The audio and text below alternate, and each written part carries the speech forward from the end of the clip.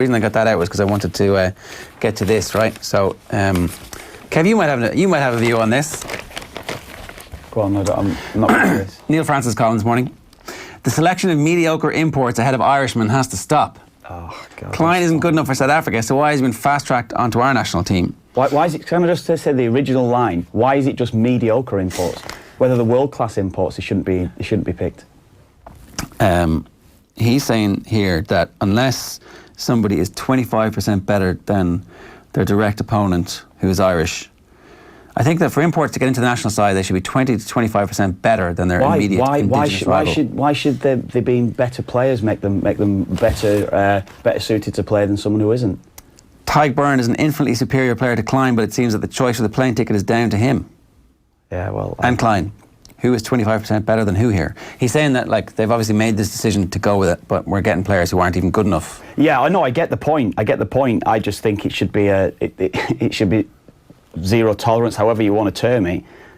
Getting imports in just to shoehorn them in at some stage at youth level or whatever it will be, bring them over so they can stay for 4 or 5 years. I think it was 5 years originally. Has it gone to 3 now? It's nonsense. It shouldn't happen. It should simply not happen. It's making a farce of international sport now. That's the way I'd see that. Yeah. I have some sympathy with people who come and live and move for work. So, like, we know the Irish went around the world and moved for work. But that's not the argument, though, is it? The argument is that players are being brought over at young ages simply to come over and play at, whether it be Leinster, Munster, whichever one of the provinces it would be, and then they're being nationalised. And that's going against all the system of bringing lads through up to 2021, and then all of a sudden they're being cast aside for someone that's coming in from abroad. Your point is that it's cynical. Well, it's not right. It can't be right. That can't ever be right. And I think it's not just rugby. It's most other sports now. It's nonsense, yeah. He mentions here, already Ultan Dillane has been ditched from the squad. Dillane might not be the type of player that Schmidt typically wants, a guy who plays by the numbers and knows where he's supposed to be and what his coach wants him to do in any given situation in the field. But he's a better rugby player than Klein, and less importantly, it seems, he is Irish. I love Ultan Dillane. I love seeing him burst on the scene, and it is disappointing that John Klein plays 2 games for Ireland and is now on the verge of making the World Cup squad. And that was... You said it's kind of a premeditated decision as well, given how close to the World Cup John Klein suddenly became available to play for Ireland. So Joe Schmidt saw this 3 years out, and you do wonder if it's like, well, I've planned this all the way now, I have to give it a go. And let's face it, all he's done so far is give it a go. He's just played 2 warm-up matches. There is no commitment from Joe Schmidt that he is going to go with him. Like, for all we know, Tyke Byrne might shoot the lights out this weekend, although Byrne is starting in the back row this weekend, isn't he? Yeah. So I'm not sure, does that change things at all? Maybe it doesn't. And maybe John Klein is still ahead of him in the pecking order.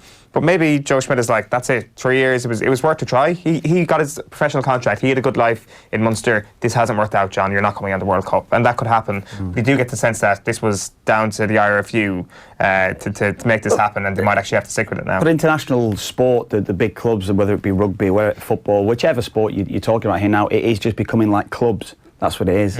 And the distinction of playing for your country has got to stand alone, and it isn't becoming that anymore. So, yeah, that rule, I don't agree with it in any way, shape or form, no. Going up to 5 years, obviously, is what's now happened, as opposed to the 3-year residency rule. Does that make it more palatable?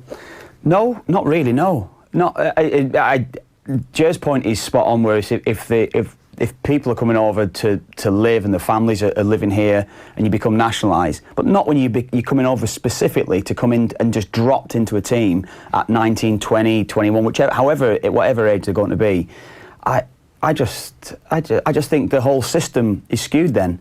And you can imagine the bitterness from some players that have got to a certain level. They've had to fall away from it. I can imagine the bitterness that's within the sport now because they're being overlooked at certain ages. I can never agree with that, no. It is hard. Well, they're not Irish, are they? That's what it is. They're not Irish, and it's just they're being put into a team for the sake of it. And just because you learn the national anthem, or just because you do, or you pump your chest or whatever it'll be, they're not Irish, and that's the distinction of playing for your country, and it isn't that anymore. No. And do you think that like it's never worth it, despite the fact that they've obviously brought so much to Ireland on a competitive level? Like, who knows if we would have won the Grand Slam last year without CJ Stander as our starting eight? Who knows what level we would have dropped if we didn't have Bundy Aki even in and around our midfield, even just pushing the standard forward? It's never worth that, really, is it? Like, in your point of view? I don't think so. No, I don't. No, I don't. I don't agree with it. No, I don't.